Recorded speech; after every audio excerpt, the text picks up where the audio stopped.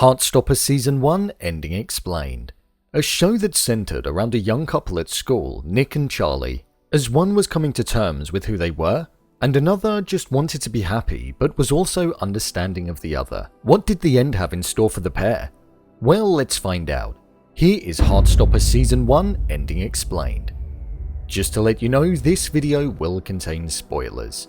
Throughout the season, we saw Nick discover his sexuality and try to understand his feelings as best as he could. It all started when the form groups mixed with multiple year groups, and we saw Charlie and Nick encounter each other for the first time. Charlie was in a relationship with somebody who wasn't comfortable coming out and wanted to keep their relationship a secret. Charlie didn't have a problem with that, but it was more the way that he made Charlie feel bad and treated him awfully. But quite early on, we saw Charlie put an end to that, especially after forcing himself upon him. All Charlie wanted was to be happy. He didn't feel the need for everybody to know, but he wanted to be appreciated as much as he was appreciating other people, and that really shone through.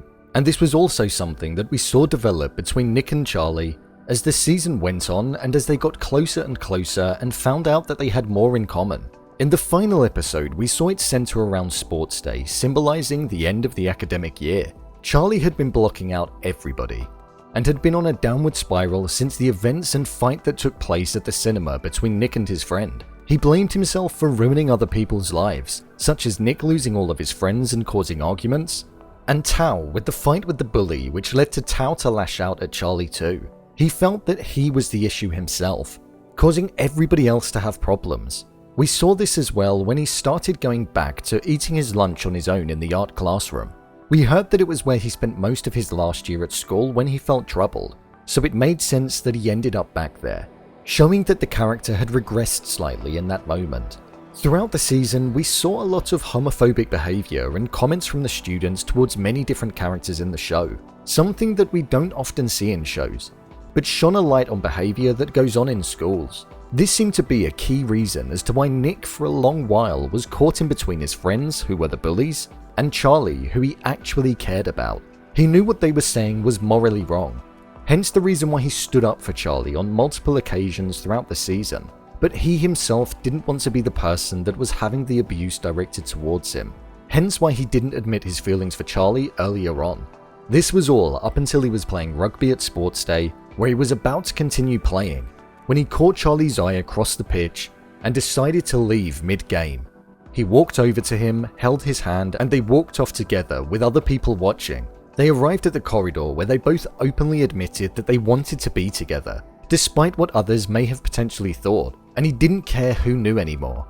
No longer were they in private, and they then shared a kiss in the hallway, the most public place that they've been.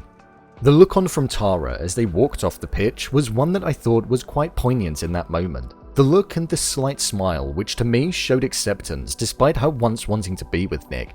It was a lovely moment. From here, we then saw them go to the beach on their first official date in public, and we heard how they were going to openly and officially be together from that moment on. It was a lovely moment, and it felt complete in the sense that it was all Charlie had ever wanted, especially when he was with his ex.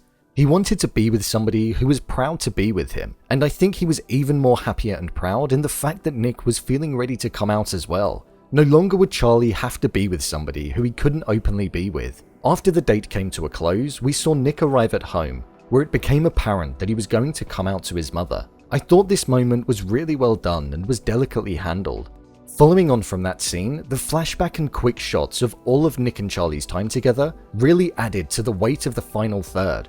It highlighted the journey that we'd been on with the characters and the clear and obvious impact that Charlie had had on Nick's life. It added to the emotion of the moment and provided a sense of closure for us as the viewer. The final shot that we saw was when it cut back to the beach where the pair were lying down, and the camera gradually panned out with the animation that we saw throughout the show kicking back in. It was a beautiful way for the character's arc and overall story to finish in the first season. With regards to Tao and Elle, I think their story will definitely get picked up in Season 2 for certain. There was the classic will they, won't they moment in the art room at the end, but with their clear and obvious feelings for one another, it's not going to be able to be contained for long. Also, with the academic year coming to a close and Nick potentially going off to another school, I wonder what that means for the newly formed couple. Well, we'll have to wait and see. So, there you have it, Heartstopper Season 1 ending explained. What did you think? Leave a comment down below, and don't forget to subscribe. I'll see you next time.